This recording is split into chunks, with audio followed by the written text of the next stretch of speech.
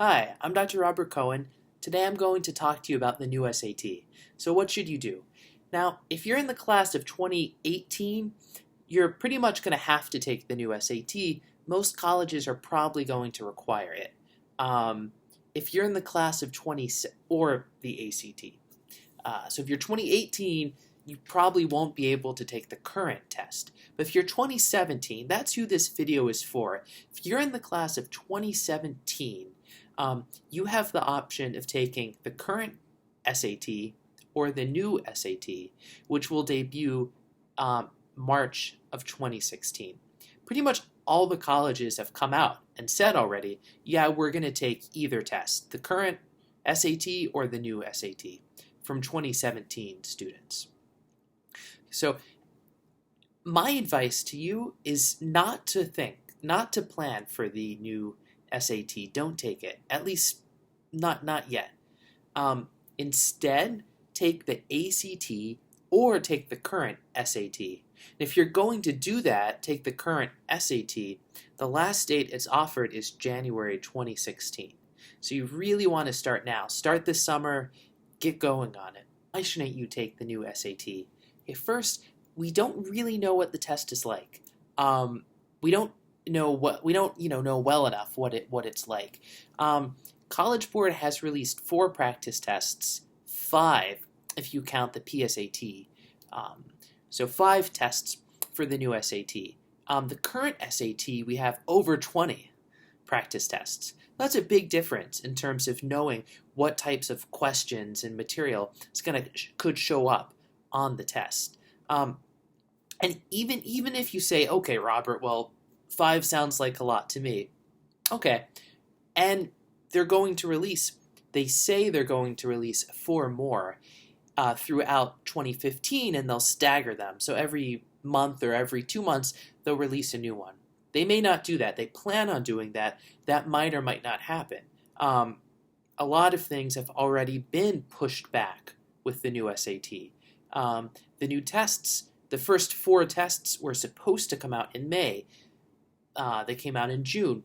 Things are getting moved back, and so that extra 4 practice tests might or might not materialize. But let's say that, even if that were enough, even if we had enough material, we don't know that what shows up on those practice tests is really what's going to show up on the actual test. If you read College Board, the test makers' materials, they say over and over, we're developing the test, we're evaluating and reevaluating question types. This is all tentative. And, you can really see that, for example, in the first set of practice questions they released a couple of months ago are much more difficult than the questions on the tests they released in June. Already questions are changing.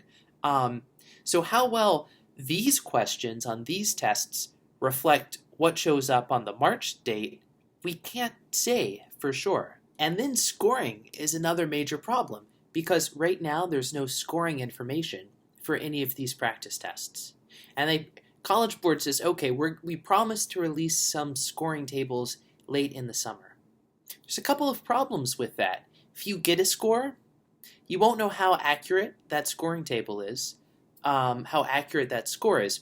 If you take the test in March, they won't be able to get you your score in the first 3 weeks like they normally do. They need to take more time to figure out the scores and look at data from the March and May tests.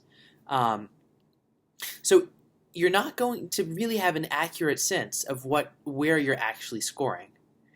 And even if you did, it wouldn't be that helpful, because we don't know how the new scores will relate to the old scores. Yes, they're on a scale of 1600, but is a 1500 on the current SAT the same as a 1500 on, the old SAT or on math and verbal?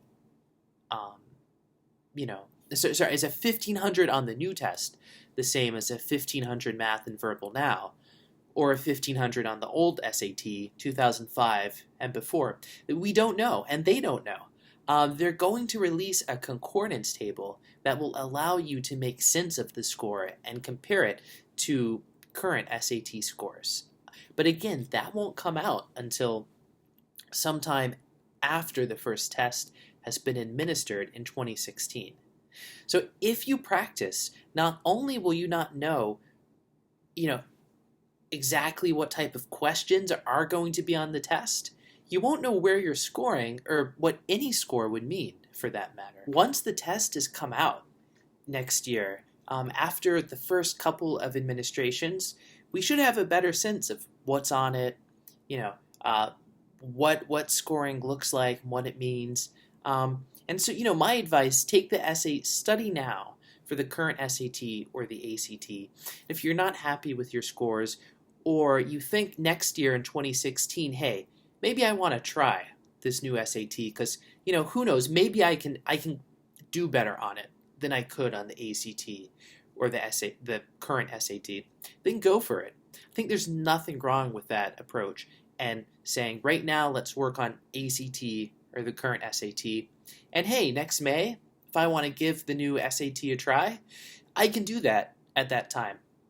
And so far, the material that they've released for the new SAT, it looks a lot like the ACT and the current SAT. It's kind of a combination of things from the current SAT and from the ACT. So if you study now for the current SAT or the ACT, a lot of what you're learning will be transferable to that new SAT next year.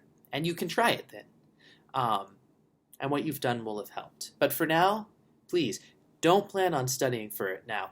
Study for the ACT or study for the current version. If you found this video helpful, please like it, share it, subscribe to the channel. All of those things will help me reach more people looking for this type of information. Thanks.